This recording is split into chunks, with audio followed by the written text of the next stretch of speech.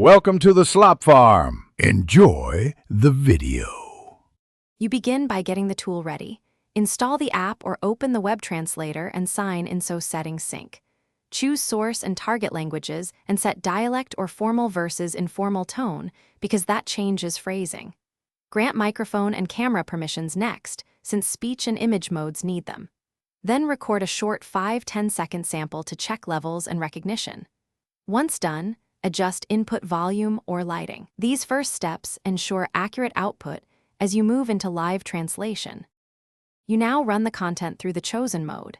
Speak clearly and at a steady pace or photograph high contrast text to improve OCR accuracy. Switch between text input, speech to text, and camera modes depending on material, and enable real-time subtitles for live scenarios so viewers see translations instantly.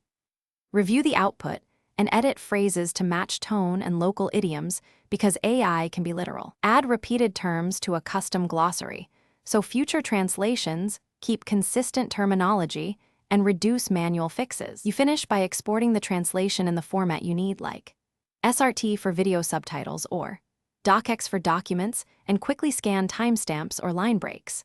Perform a brief human review on a representative sample to catch tone or context issues, then update the glossary or rephrase the original source where errors keep appearing. If the tool misrecognizes speech or text, reduce background noise, increase text size or contrast, and confirm permissions and model updates. This single troubleshooting step resolves most recognition problems. Thanks for watching. Consider subscribing if we helped you today.